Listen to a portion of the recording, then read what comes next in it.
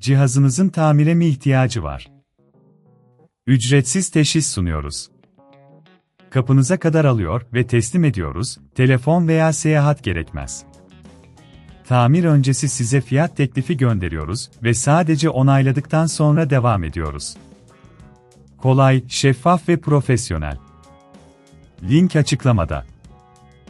MSI MS16R5 dizüstü bilgisayarınızla ilgili sorun yaşıyorsanız, muhtemelen tamir edilemeyecek bir durumla karşı karşıyasınız.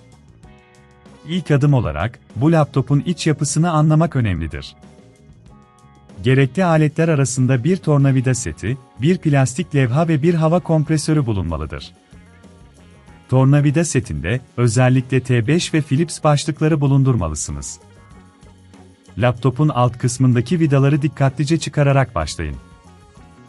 Her vida türünün farklı uzunlukta olduğunu unutmayın, bu yüzden bunları düzenli bir şekilde saklamak iyi bir fikirdir. Vida çıkarma işlemi tamamlandığında, plastik levhayı kullanarak alt kapağı nazikçe açın. İç kısma ulaştığınızda, tüm bileşenleri temizlemek önemlidir. Hava kompresörünü kullanarak tozları ve pislikleri çıkarın. Fan ve soğutma sistemini temizlemek, dizüstü bilgisayarın performansını artırabilir. Ancak, eğer bunun çok zor olduğunu düşünüyorsanız, evden alım ve teslimat hizmeti sunduğumuzu unutmayın. Daha sonra, RAM ve depolama birimlerini kontrol edin. RAM'ın yerinden çıktığını veya tam oturmadığını görebilirsiniz. RAM'i yerinden çıkarın, temizleyin ve tekrar yerine takın. Disk sürücülerini de gözden geçirin. Eğer HDD veya SSD'niz arızalıysa, tamir edilemeyecek bir durumla karşılaşabilirsiniz.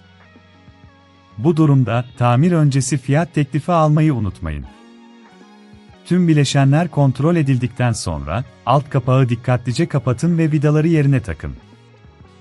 Vidaları sıkarken aşırıya kaçmamaya dikkat edin, bu, bileşenlere zarar verebilir.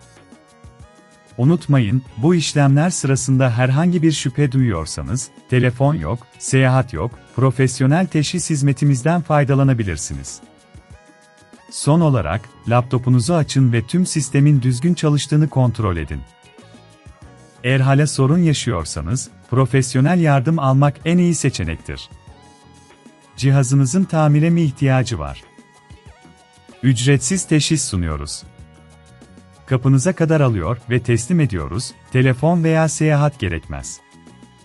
Tamir öncesi size fiyat teklifi gönderiyoruz ve sadece onayladıktan sonra devam ediyoruz. Kolay, şeffaf ve profesyonel. Link açıklamada.